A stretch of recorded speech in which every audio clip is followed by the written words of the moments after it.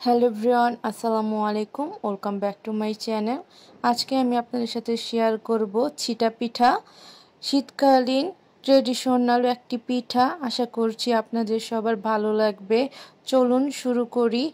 পিঠা তৈরির জন্য এখানে আমি 1 কাপ পরিমাণ পোলাওর চাল সারা রাত ভরে পানিতে ভিজিয়ে রেখেছিলাম। একটি পরিষ্কার পানি দিয়ে এখন ধুয়ে এগুলোকে ব্লেন্ড করে নিব।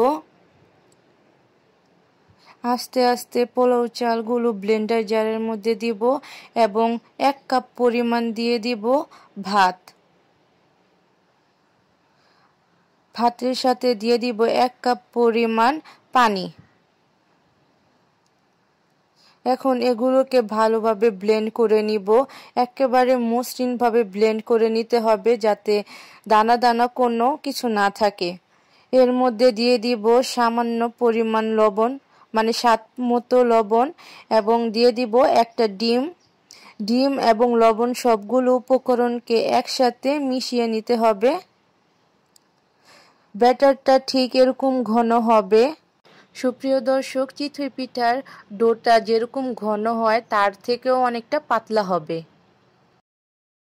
এখন এর মধ্যে দিয়ে দিব 1/2 কাপ পরিমাণ তেল ব্যবহার করলে পিঠাটা নিচে লেগে যাবে না, তাড়াতাড়ি প্যান থেকে উঠে আসবে। প্রিয় দর্শক, আমি পিঠার ডোটাকে ভালো করে মিশিয়ে নিয়েছি। এখন একটি প্যান বসিয়ে একটি টিস্যুর সাহায্যে তেল দিয়ে ব্রাশ করে নিব। ব্রাশ করা হয়ে গেলে হাতের সাহায্যে হাতটা পুরোপুরি পিঠার ডোর মধ্যে ডুবিয়ে তারপর হাতের সাহায্যে ঘুরে ঘুরে পিঠাটা বানিয়ে নিতে হবে। যেহেতু এটা ছিটা পিঠা, তাই এভাবেই ঘুরিয়ে ঘুরিয়ে বানিয়ে নিতে হবে।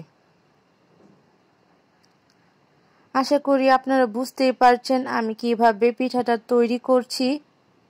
খুবই সহজ পদ্ধতি, আপনারাও চাইলে এভাবে করতে পারবেন। সুপ্রিয় দর্শক, পিঠাগুলোকে 30 সেকেন্ডের জন্য ঢাকনা দিয়ে ঢেকে উঠিয়ে নিব। উঠিয়ে আবার 2-3 সেকেন্ডের মতন রেখে দিয়ে দেখবেন নিচ থেকে আস্তে আস্তে পিঠাগুলো ছেড়ে উঠে আসছে। এখন একটি স্প্যাচুলারের সাহায্যে আস্তে আস্তে উঠিয়ে নিব।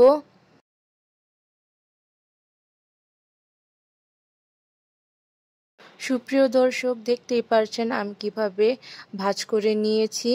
একইভাবে আমি আরেকটি পিঠা আপনাদের তৈরি করে দেখাচ্ছি আপনাদের সুবিধার জন্য। আশা করছি আপনাদের এই ভিডিওটি ভালো লেগেছে।